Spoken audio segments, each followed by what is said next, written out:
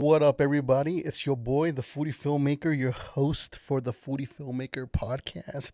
We are back with episode number 6, guys. We are doing it. We are doing it.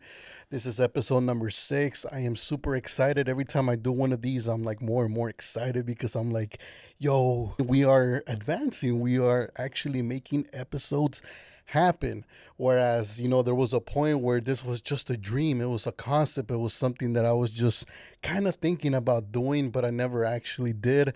And now that we're here, we're in episode 6. It is 6 times that we've actually done this.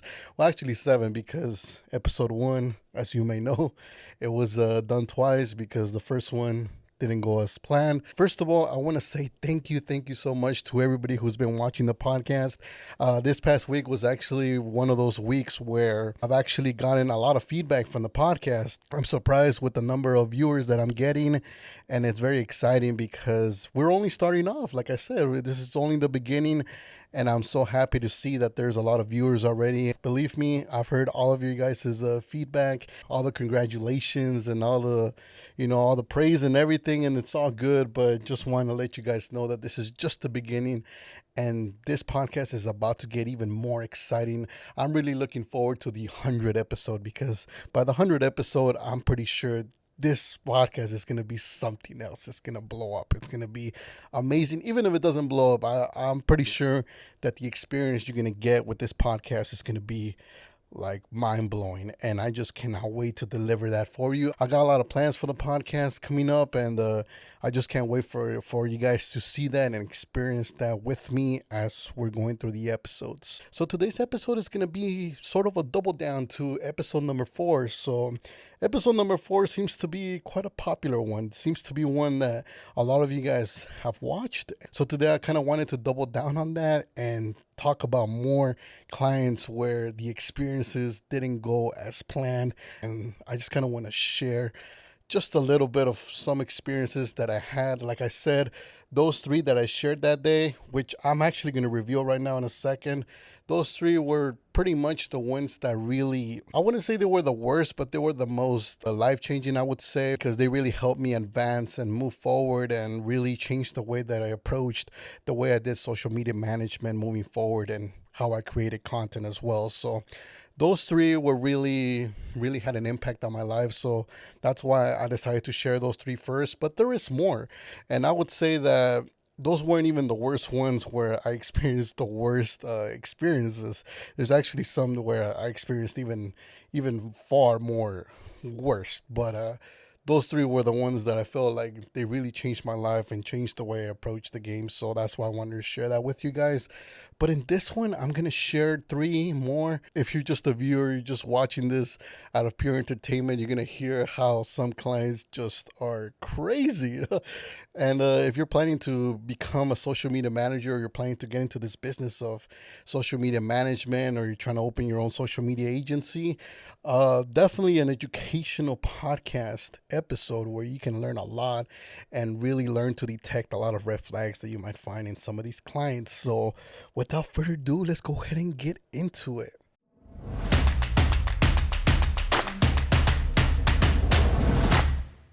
So I did say I was going to reveal the 3 clients that I spoke about in episode 4. And the reason I'm doing it is because I want everybody out there who's watching this episode to know very clearly who those clients are. I don't want any clients that may be watching this who think that I'm talking about them. So I don't want any confusion to be out there. But like I said in that episode, I did experience what I did experience, but at the same time, I am very appreciative of the fact that they give me the opportunity to work with them when I had no business at all, when I was basically in the trenches. I was barely making it out there, and they gave me the opportunity to work with them. So on that level, I am very appreciative. On another level, I gotta say that I'm very happy I'm not working with them anymore. But yeah, so just going in the order that I spoke about them, the first client was V's Cafe. So that's the one that they have currently 2 locations, one in West Adams and the other one in downtown LA. The second one I spoke about was called Bird Box, or Eat Bird Boxers. It was one of the 2. They were used interchangeably, but yeah, so that was the one. They had a location in Burbank and they had one in North Hollywood. I was actually one of my friends told me that they had gone under, and so I decided to take a little peek and see what they've been up to, and he was right. They're actually gone, and I gotta say, like I said, thank you, Bird Box. Thank you for the experience, and thank you for teaching me things that I will never forget. But at the same time, I'm actually kind of happy. I'm a little happy the fact that they went under because, like I said in that episode, that place was just not good. Everything was just bad. Like it was just bad, and I'm very happy that they closed because, believe me, I feel like they spared any future customers that went there because it was just an experience that I really hope nobody has to experience as far as like working with a client like that. It is what it is. They went under. I kind of saw it happening when once I left. I could kind of see that they were heading that direction where it just seemed like this place was just not gonna exist in a in a few months or like in about a year. And so I was right. Not only because of the way that the business was conducted, but also the owner had already shown signs. He kind of already had shared with me the fact that he wanted to get out of that business because it was complicated and there's a lot of hardships that go into starting a food business. And from what I've heard, that's definitely very true. It's not the easiest thing to start a restaurant or get into the food business. So I mean, props to the owner for even giving it a go, even though he knew that it was going to be complicated. But at the same time, like if you're going to run the food business the way that he was running it, it's probably not a good idea that you get into it in the first place because it's just not good for you as the owner because eventually it's not going to work out, and it's not good for the end customer because they're not going to get a good experience from going to your restaurant. So it is what it is. Bird Box is gone. And the third client that I was talking about in that episode, it was Gordo Hibachi.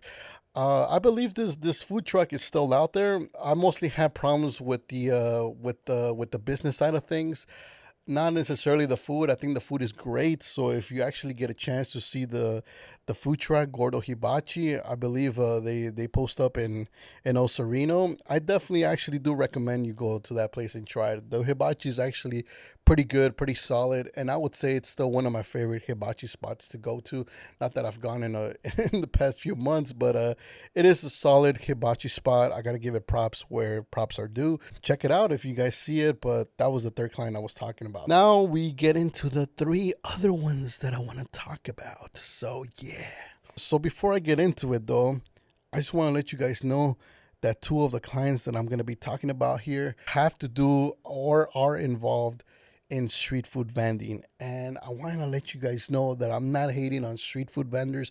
I love street food vendors. I love like just the passion, and I love working with them. And as a matter of fact, I actually have a client right now it's an entire night market. It's called Night Market El Gato. And to me, that is the best night market that there is in LA. Of course, I've been to the other ones that are around LA as well, and they are solid, but I would say Night Market El Gato is my personal favorite, and I think it's the best one really to get a good experience of what a night market is supposed to be, as far as like a Mexican night market where you can find a lot of variety there as well. And so I work with that night market, and shout out to all the vendors out at Night Market El Gato. But yeah, so I helped them out immensely, and I love working with street vendors. I think they're amazing, and they're some of the best people to work with, to be honest. So keep that in mind because I will two of the clients that we'll be talking about do have to do with street vending, and so I just don't want you guys to get the wrong idea that I'm against them. Absolutely not. I am pro street vending, and I hope they continue doing what they're doing. It's great. It's amazing. The food for the most part is always really, really good. So let's go ahead and get into it. So this was actually my first client I got who was a street vendor. And let me say that I was a little bit iffy at first because I was like, okay, like I didn't really understand how to market a street vendor because previous to that, I had only worked with restaurants and managing their social media. So I was kind of wondering how I would do it for a street vendor. But eventually I got the hang of it. I wish I could tell you what they've been up to, but after I stopped working with them, they blocked me. So I kind of have seen what they've been doing. Like I've had to kind of open the private browser on on the internet and then like kind of look them up to see what they've been up to. I believe they're still posting up in Eagle Rock, but yeah. So they were my first ever client that I worked with when it came to street vending, and for the most part, I mean, it was not very good. And and the reason why it wasn't very good was because these guys were very friendly. And at first, I thought that you work with a client, and if they're friendly, you're able to kind of become friends to some degree. That was a good idea, because if you have that friendship in place, it pretty much guarantees that everything's gonna go smoothly. You can kind of guarantee that you're gonna retain the client because the client is also your friend and stuff. But let me tell you right now that you don't always need to be friends with your client in order to retain them. As a matter of fact, I would actually say that maybe you shouldn't. Maybe you shouldn't mix the friendship with the business part because that can cause some problems. And with this client, definitely those problems were very apparent. They were amplified to the max, and I believe that was why this client, it just didn't work out in the long run. At first, I did a lot of free work for them, as I normally did when I was starting off. So I would usually go and do a lot of free videos before I even offered to give them the social media management package, because I was kind of I was a little doubtful myself, to be honest, because I was like, I don't even know if I'll be able to actually take him on as a client. So what I would do is that I would create a lot of content for them just to see if there was that chemistry, just to see if I could actually film their product in a way that it actually made sense, in a way where it actually looked good to the end customer. So I would create a ton of content for free, so pictures, video. I would send bloggers there for free, just so that everybody is, just so that I could get a good feedback and see how the experience went. Sometimes I actually did that on purpose just so that they got the experience of what it was like, because some of these and this is in general, some places just don't understand what it's like to have a social media manager. So what I saw was that when they actually got the experience firsthand of what it was like to have a social media manager, that's when they actually decided to sign on. Because at first it's like, okay, like how are you gonna like when are you gonna come shoot, how are you gonna shoot the food, how is it gonna look once after you shoot it and you edit it, how's it gonna look on the post, how's it gonna perform and stuff like that. So there's all these factors that I took into place before I took on a client. And so with this client, I did a lot of that, which I honestly shouldn't have, because in the long run, they didn't really pay that well, and eventually the friendship itself kind of killed it off. But we just started getting very friendly. So the owner of the stand, it was actually a couple.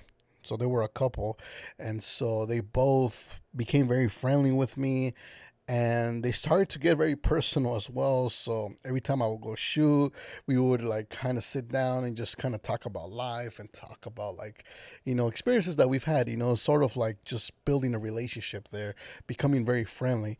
And eventually it came to the point where they started to invite me to their house, and we started to have like little mini parties there, and we started to drink and stuff like that. And little by little, it was just more about like the friendship part than it was about the business part. And so the thing is, when I first started working with them, I charged them a really really ridiculous low price, and I was hoping to upsell them. But the thing is, because we were getting a little too friendly, now it's becoming a little bit difficult for me to actually upsell them, because they're your friends, they're your buddies, right? So you kind of don't want to go in there and like start charging them more, especially when you know that they're street vendors, so they're not necessarily making a lot of money, because it kind of just depends on the traffic and how many people decide to pass by. And so this went on for a little while. So they were not only street vending, but they also were part of like night markets. And in one night market specifically,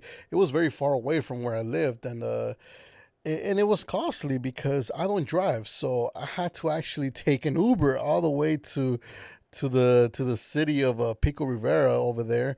They have a night market called Avenue 26 Family Night Market, and so they were all the way over there, and so I had to take an Uber. Or sometimes I could take the bus, sure, but the bus would take a lot longer. And so sometimes, I was busy, so I was running kind of late. So taking the bus would not be the most convenient thing to do because I needed to get there at a certain time. Because when it comes to like night markets, you always want to kind of film just when they're starting off because afterwards it gets really packed. And when it's really packed, it becomes a lot harder now for you to go and film every single stand because there's just so many people and there's a lot of people in line, and the employees are kind of just trying to get all the orders out, so they're working really quickly. So it's kind of hard to just kind of film everything smoothly, and it's hard for you to just go up to them and tell them to slow down because they're trying to get these orders out. And when it comes to street vending, you're kind of just trying to get as many customers as you can, and so it was difficult for me to film when it was busy, so I had to get there by a certain time. So sometimes, I had to take Ubers, and these Ubers, while they were not expensive in of themselves, collectively, as I was going there more and more often, it started to build up, and so eventually, it was becoming a great amount of money at that point, and none of these Ubers were covered, even though I was going there and filming for them. And sometimes I just wouldn't make a profit out of them. Like I would get paid for the month, and pretty much that was just me breaking even with the Uber rides. It wasn't even covering my own labor of having to go there, film and edit and then post. It was just crazy. And then on top of that, their demands were getting bigger and bigger, and so they just wanted to basically exploit me. And because we were friendly, they were kind of just like, "Come on, man! Like we're friends, man! Like how come you're not putting in some extra effort and stuff like that?"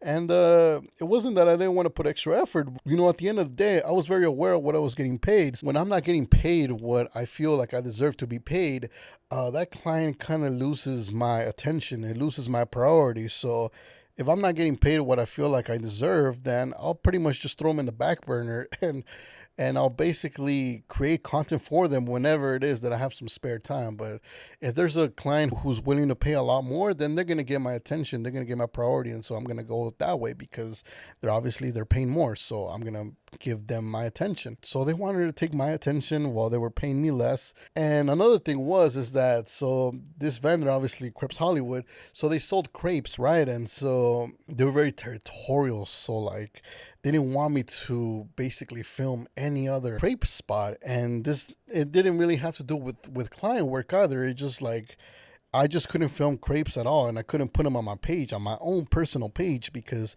then they would get angry at the fact that, hey, like, why are you filming the competition and so on and so forth, like we're your only crepe spot, like you should only be filming us and stuff like that. And I was just like, okay, whatever, like I thought it was okay. I'll just let that slide. But I just thought it was kind of weird that they just had to impose that kind of rule on my own page. Like, okay, like maybe another vendor who also sells crepes in a maybe nearby, city or in the same city, okay, sure, like you sell crepes in Eagle Rock, okay, sure, I won't take on another client who also sells crepes in Eagle Rock because then that wouldn't make sense for me because now I'm like working with the competition as well because, if you're both in the same kind of location, then it's very likely that both of you have the same target audience, the same client base. And so I wouldn't want to take client base from one to the other. So I get that, but there was other crepe places who were in a completely different city, so it just didn't make sense that I kind of had to obey that kind of law. But like I said, when you're just starting off, you're just trying to get experience, and you kind of have to put up with shit like this. And so I did. I just put up with it. I kept going. I kept working with them. I said, okay, fine. I won't film anything. Then they started selling like other stuff, and so the same rule applied. So then they started selling like those little mini pancakes and stuff. They started selling those strawberries and cream. And so basically, anyone out there who sold that kind of stuff, I couldn't film and I couldn't put it on my page and stuff like that. And yeah, and so eventually came the day where I was just getting more and more busy. I started to get more clientele, and eventually I made enough money where I could just drop him, and that's exactly what I did. As soon as I had the chance to drop him, I definitely did. And I am very happy I dropped that one. I was actually very relieved because I felt kind of like it was just a weird feeling. I felt very uncomfortable already working with them because every single time it was just like they wanted to maintain the friendship, but at the same time when it came to business they just treated me like shit, like I was like some sort of slave, working for them and stuff. And they thought it was okay for them to pay me what they were paying me, which was very, very low. And they thought they were paying like this huge sum of money and stuff. And so I just thought that was wrong, and I definitely will not work with them anymore. I will not film them. I'm happy that they actually blocked me because I would have probably done the same. And so, yeah, I mean, I was blocked like a few months later after I dropped them. And yeah, but ever since I've never looked back, and I've never taken on a client that treated me that way anymore. And ever since, I've never really tried to get too close to some of my clients because stuff like that could happen where things just get too friendly, and then like it just becomes hard to do business with them. And so yeah, so that was the first client, Crepes Hollywood. Like I said, do I recommend them? Not at all. Their crepes were very basic. I wouldn't say they were good at all. They had the other mini pancakes and the strawberries and cream. Those were also pretty basic. To me, they were just kind of delusional and living in their own little world, thinking that their product was actually amazing when in fact it really wasn't. But yeah, I did my thing. I did my part. I tried to help them out. I built up their page to where it is now. I helped them build their logo. I helped them with graphics. I helped them with a ton of things that really I shouldn't have because I wasn't really being paid fairly to do all of those things. And so, yeah, it was what it was. And so let's go on to client number two. Client number two is a restaurant, and this restaurant is located in North Hollywood, and it's called Mofongos. So it is a Puerto Rican restaurant. This restaurant was actually pretty solid, and I think it's still there to this day because I still follow them. They didn't block me or anything. I'm actually looking forward to going there at some point in the future and eating there again because the food was actually pretty good. If you're in the area of North Hollywood, definitely check out Mofongos. They have some amazing Puerto Rican food. So this was one of those clients that I also took on when I was just starting off.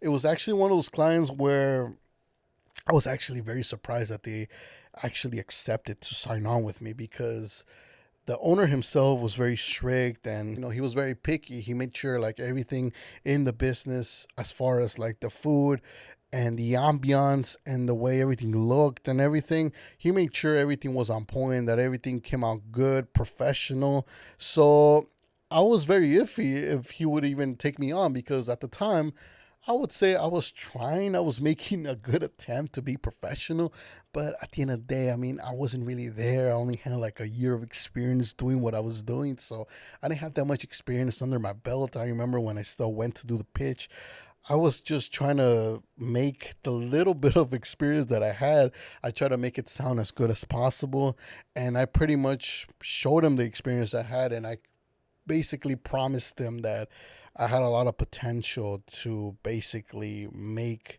miracles happen, really, because I had some ideas, I had some strategy, obviously, to go about it, but I didn't really know if it was going to work or not. I mean, on paper, on theory, it sounded like it was good, but realistically, like I had no proof, no evidence that what I was about to do with his page was actually going to work out because I mean, I had done some social media management prior to getting that client, but I had never worked with any Puerto Rican restaurant. I hadn't even tried Puerto Rican food, so let's put that way. So I went into the interview without even knowing most of the menu. Like I basically knew maybe like 5% of the menu I knew because it's kind of related to some Hispanic food.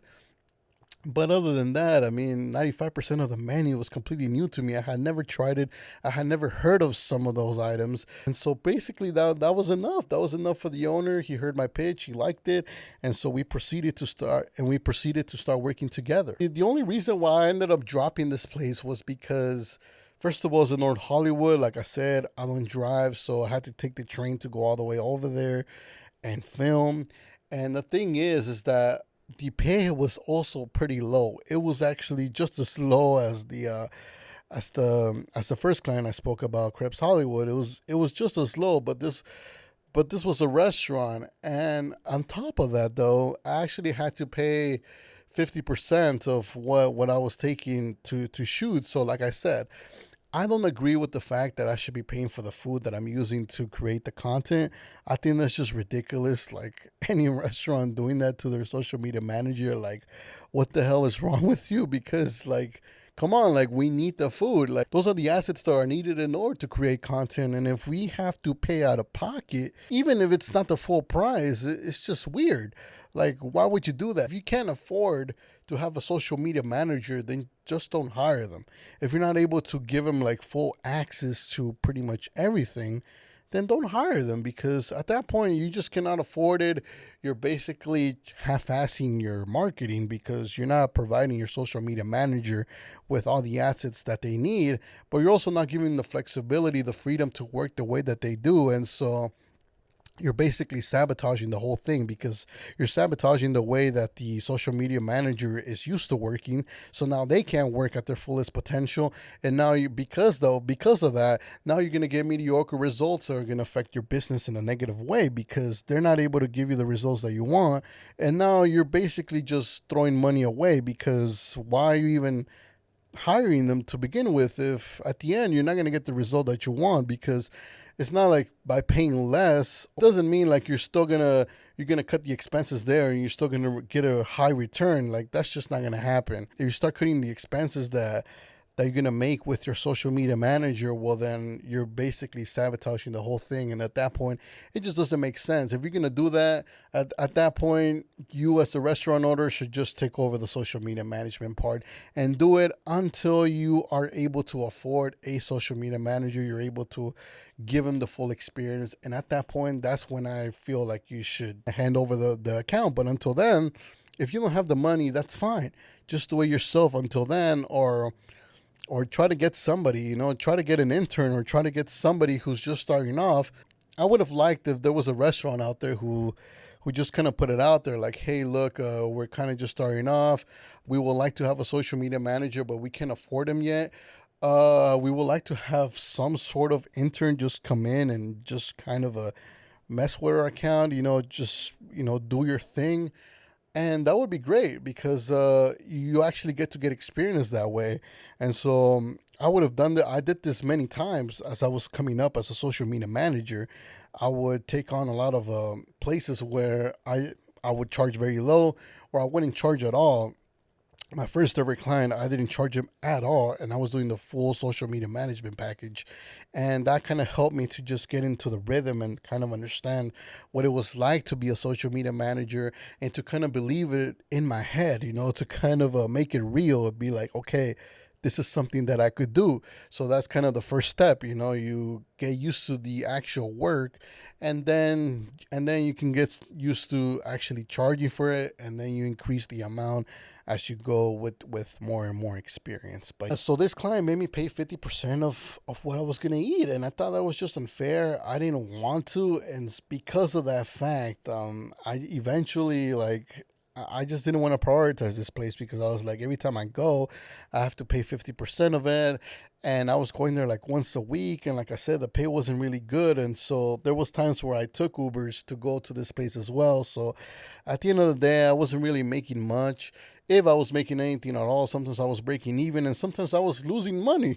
Just like the first client, I was also losing money by working here. So I was getting experience, obviously. That's the only reason why I took these bad deals in the first place, was because, experience is experience. And I feel like at the end of the day, if you have the experience, you can actually do some really great things. And you can even perform higher levels than those who are charging way more.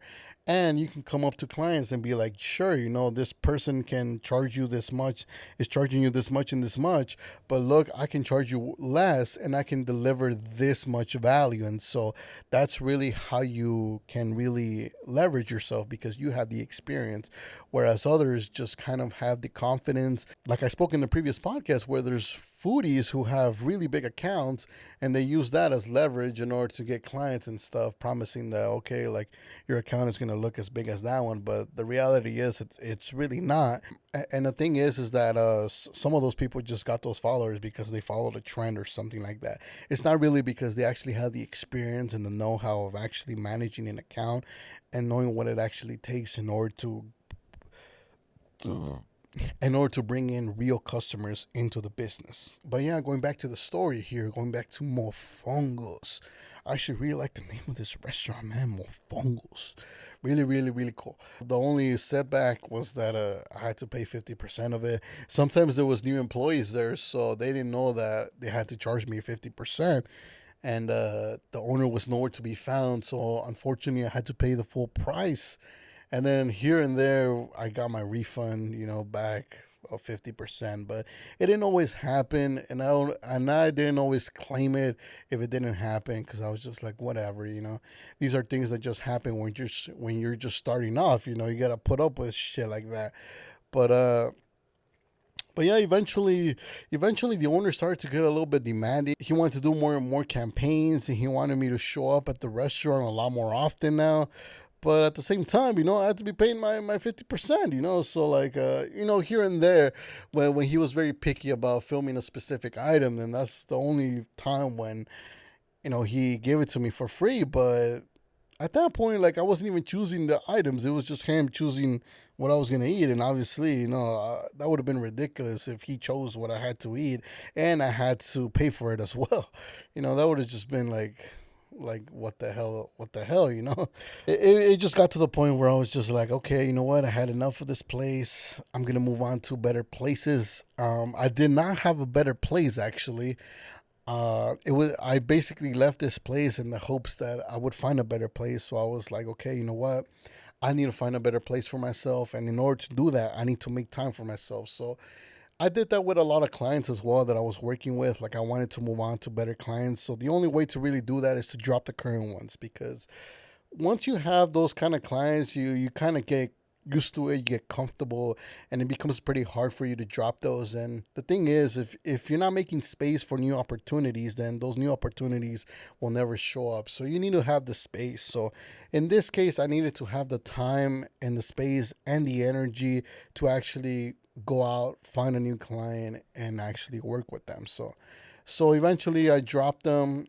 They were actually going to work with a person that I told you in episode 1.5 and episode 1 as well, where I told you I had a little setback with a specific individual who also blocked me.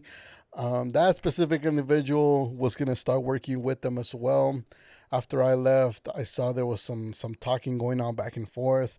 I thought it was just crazy that the owner decided to have that conversation in the account that I have access to, So I got to read some of the conversation that was going on there, and I was like, whatever, like, I guess, like, that's cool, because I was already leaving, and so I thought it was gonna be okay. I didn't really care anymore. And so I believe after I left, they did work together, because I kind of saw the type of content that was going up on the page from that point on. And it looked kind of similar to what I remember that individual to make. I remember kind of the style of content that he made. So I'm pretty sure it was something. I'm pretty sure they kind of worked for a while. Now that I see the page, it's kind of inactive, so I'm pretty sure that eventually they had a fallout too, and so it's probably for the pricing, because, like I said, the pricing was actually pretty bad. I don't think he was able to make as much money off of him any more than I did. And so, yeah, eventually I'm pretty sure there was a fallout there or something. So that was client number 2, Mofongos in North Hollywood. So like I said, if you guys get a chance to check it out, check it out. Mofongos is actually pretty legit. Highly recommended. Good food, good people, good vibes. There's good music in there as well. That's another thing that I enjoyed about working there. Like I always went there and there was like, like nice Puerto Rican music, and there was some reggaeton in there as well. And reggaeton is actually my favorite genre. So shout out to all my reggaeton people who like the perreo. Yeah, you know how we do. If you're in Hollywood, check out Mofongos. All right, so moving on to client number 3. This is a client where I was actually really, really angry after I left. I was really pissed. And it was because someone or a group of people had been spreading rumors apparently about me that weren't true, and eventually I got kicked out because of that. And this is a night market in LA. I don't believe it's called like this anymore, but at the time it was called Avenue 26 on Imperial. I think it's called Imperial Night Market now, but I'm not too sure because they blocked me, of course. So, yeah, I get a lot of blocks, in this community. But it's okay. It's okay, because I feel like beef is very necessary if you're gonna become someone big. If you're gonna become someone of a you're going to become someone who's looked up to. You're also going to become someone who's hated by others. And people are just not going to like you. They're going to hate on you because, you just can't please everybody. And that's what I realized somewhere down the line in my journey.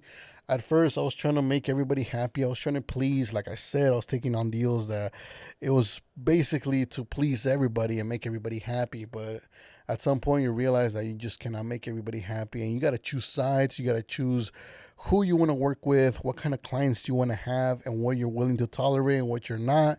And because of this, once you have boundaries, you have standards, this basically creates a separation from the people who actually respect your standards and your boundaries and from the people who don't.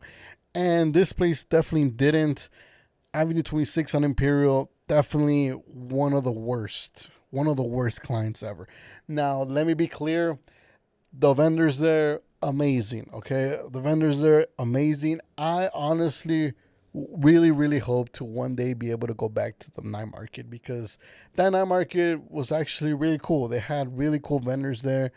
I believe they still do. I mean, I have no idea what's been going on with that one because I got kicked out of there like 2 years ago, and so at the time there was certain vendors there. Right now, I'm pretty sure maybe like 50% of them are different now. So I wouldn't know 50% of the vendors are currently there right now. But at the time, the vendors were amazing. I mean, some of them I had some fallouts with, but for the most part, most of the vendors there, they were great. I was very friendly with them. I had a good time there. And it was actually one of the first night markets where I actually got to really work like I actually got to work with them. Like before that point, I had gone to other night markets, but no other night market had actually hired me to work with them until I got to that one. And I actually had the chance to do some content creation for them. I never got to the social media management part, but I did get to do some content creation. I did get to do social media management for certain vendors in that market, and it was cool. Like I said, I made a good amount of money there, and also I had a good time there. The food was good and everything, but the guys in charge of the night market were the ones who were the problem, and it was a group of them, and yeah, they were just they just sucked. They really, really sucked. Like they just, I don't know, like the way they operated everything, it was just weird. Like they basically took something they heard and they blew it out of proportion, and they would just create rumors from anything. And so the thing is that I was basically kind of kicked out of there. And not really like I didn't really leave on friendly terms because there was one member who was part of that group that was in charge who actually wanted to start a fight with me, and it was all based on a rumor too. It was based on a silly rumor too, because like when he was telling me about it, I was just laughing. I was like, dude, I have no idea where you heard all that, but it's not true. And it was just crazy. So just to give a little context about what happened there is that like I said, I had a few vendors who I was working with at the time. I was doing their social media management, and I was also working with the night market there, with the night market, but I was just doing content creation there. The thing is, I would do my content creation for the night market, and then I would do like my specific vendors. And so eventually, like some of the other vendors started to get a little jealous because they weren't getting as much attention in their pages, and at the same time they didn't want to hire me, or I just kind of didn't want to work with them because some vendors, they just I feel like there's just no passion, there's no heart in their in what they do, and they're just there really to make money. So they kind of just wanted to use me as a way for them to make money. So they thought that I could just go and start posting stuff on their page, and automatically it was going to become like a money machine or something like that for their business. And that's not really true. That's not how it works. Like, yes, like the social media management part and the content creation part is an amplification of what you're already doing right. So you need to get your own business right first. So, when it comes to the product, the customer service, the way your place look, presentation, everything, you got to get those things on point first before you can consider doing any marketing, because the marketing part is what actually amplifies what you're already doing right. But but if your place is all messed up, then what you're really asking me to do is really lie about your place and market it in a way where it's supposedly good, but then when they go there, it's actually shit. And so I don't personally like that kind of marketing, because if you're not legit, like for reals, if you're not really actually good, then I don't see the point of me coming in and having to market you and do all these things for you, make you look good, and basically lie to everybody out there just so that you can make some money. Like, and I can make some money too, obviously, because I'm charging.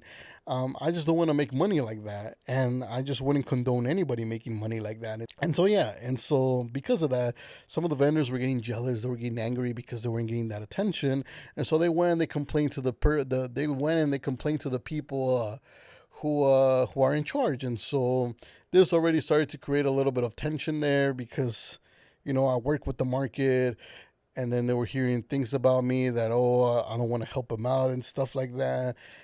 And that, like, they were kind of putting pressure on them. Now they're like, hey, how come you're not giving us that kind of attention, the way that he's treating his clients and stuff like that.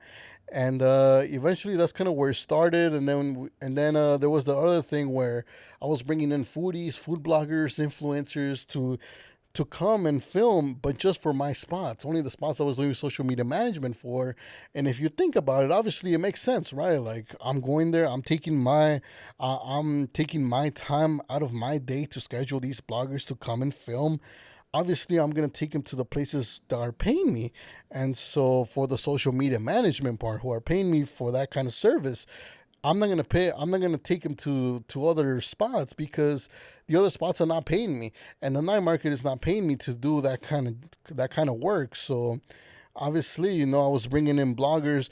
Now I have some relationships with some of the foodies out there, and because of these relationships, I get along with them. So some of these foodies would actually come out for me for free, because we're homies, we cool like that. And so they would just do me the solid favor of coming out and featuring some of my clients for free. Whereas if the night market contacted them, then obviously they would charge the night market, because the night market has no relationship with them. And so eventually, the rumors started going around that, Lewis is like bringing them for free. The people in charge of the night market were charging the vendors a small fee for influencers to go and feature the night market. And so now they thought that, like maybe they're just pocketing the money, and the bloggers are coming for free as well for the night market. But that wasn't true. The reason why they were coming for free for me was because I had a relationship with them, whereas the night market didn't. And so obviously they charged the night market whatever the rate was. It was valid that they charged a fee to some of the vendors if they were getting featured. I was also working at the time with a competing night market, which was Night Market El Gato. I'm pretty sure they didn't like the fact that I was featuring both of them on my page and stuff. And to be fair, I did have a better relationship with Night Market El Gato. Like I said, it's my favorite night market. I still work with them to this day. And to me, it was always a better vibe. There was better people to work with. The people in charge at Night Market El Gato were obviously a whole lot better than the ones at Avenue 26 on Imperial. And so, yeah, like eventually the day came where they just kind of came up to me and they were like, hey, you know what, you're causing a lot of trouble to us. We're hearing your name left and right. We don't want to kind of deal with this anymore. So from this point on, we just don't want you here.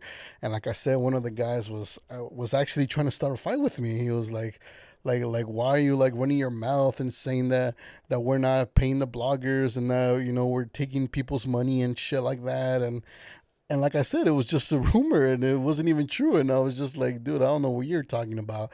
But eventually, thank goodness, I made it out of the night market safe and sound. I was able to go, and nothing happened. I haven't been back since then, but it was crazy because you know, I was working with all those places. It was actually 5 stands I was working with.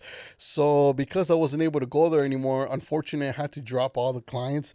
I had to drop all the stands that I was working with. So I felt more bad for them than I did for myself, because for myself, I didn't really care. Like I said, I've always had work when it comes to this kind of job. Like I said, once you have experience, basically you lose a client, you can gain one later. And so eventually I made the full transition to working with Night Market El Gato, and I haven't looked back ever since. I'm very happy where I am, and I wouldn't switch for another night market at this point, because I'm very happy where I'm at. Eventually, like all those vendors did eventually leave, except for one. I believe there's still one there that still remains, that's still vending at that night market. But for the most part, everybody else left. They're not there anymore, and so that's what happened with the night market. I don't know what happened ever since. I remember I was very angry. I was very pissed. I went on my page and I deleted every single video I made for them. And eventually, I think they saw that, and I was basically blocked from that point on. And I haven't spoken to any of the people in charge ever since. I haven't seen them anything. I've spoken to some of the vendors, of course, but basically they've been asking where I'm at, and I basically tell them I'm here. I'm at the other night market. Just want to come through, say hi. I'm right there every weekend. But yeah, I mean that was a crazy night market. Now with this one conclusion, I would recommend you guys, yeah, go and check it out. I believe there's still some solid vendors there. I think the food is great, but other than that, I mean, the people in charge, like I said, it's usually the people in charge who sometimes are the ones who are the problem. Sometimes you got a good thing going, but the people in charge just kind of ruin it for everybody. It's crazy when that happens. It's unfortunate because sometimes, you know, the food might be great, the vendors might be great, the employees might be great, but then there's the people in charge who just fuck everything up, and so they make it a bad experience for people who want to work with that place. So those are basically the places where I worked at, where things didn't really work out, didn't really pan out as I would have wanted things to pan out. I'm actually out of time already, so I'm gonna close this one out already. So again, thank you very much to everybody who watched this episode number 6. Always appreciative of everybody who's been watching up to this point. Thank you so much for watching. Like I said, if you're watching, you want to be a guest on this podcast, I will be having guests soon. So send me an email down below, and I'll go ahead and we can go ahead and talk right there and see when we can schedule a meeting so we can actually come through. So you can actually come through to the studio and we can have a podcast episode here in the studio. All right, so other than that, thank you so much. Be sure to subscribe to the YouTube channel, The Foodie Filmmaker. Make sure you follow me on my Instagram at The Foodie Filmmaker on Instagram and TikTok. And other than that, I'll see you guys in the next episode.